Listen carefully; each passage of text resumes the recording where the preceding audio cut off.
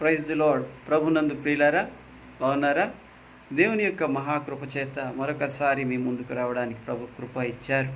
ఈ సమయంలో దేవుని యొక్క వాక్యము యోహాను సువార్త 15వ అధ్యాయంలో మీ అందరికీ తెలిసిన మాట, నా యందు నిలిచి ఉండుడి, మీ యందు నేను నిలిచి ఉండు. తీగ ద్రాక్షవల్లిలో నిలిచి ఉంటేనే కానీ తనంతట తానే ఎలాగూ ఫలించదు, అలాగే మీరును నా యందు నిలిచి ఉంటేనే కానీ మీరు కూడా ఫలించరు అని దేవుని యొక్క వాక్యం చెప్తుంది. దేవుని యొక్క మాటలు వింటున్నారా? తీగ ద్రాక్షవల్లిలో నిలిచి ఉంటేనే కానీ ఫలించదు.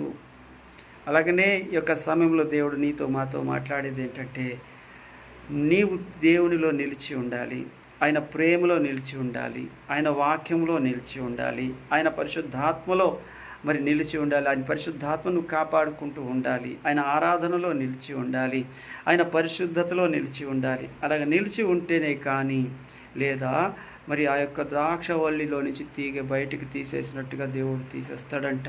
ఇది చాలా హెచ్చరించదగిన మాట. ఒకసారి జ్ఞాపకం పెట్టుకో, నువ్వు తీగలోనే నువ్వు వల్లిలోనే ద్రాక్షవల్లిలోనే నిలిచి ఉన్నావా? ఇదిగో ఎలాగ ద్రాక్షవల్లిలో నిలిచి ఉంటేనే మనం బ్రతుకుతామండి, లేదంటే చనిపోతాం. చేప నీటిలో ఉంటేనే బ్రతుకుతుంది, చెట్ల వేరు మట్టిలో ఉంటేనే బ్రతుకుతాయి, ఊపిరిలోని ఉంటేనే మనం మనుషులుగా బ్రతుకుతాం. అలాగనే ఆత్మీయ స్థితిలో మనము ప్రభువులో ఉంటేనే బ్రతుకుతాం.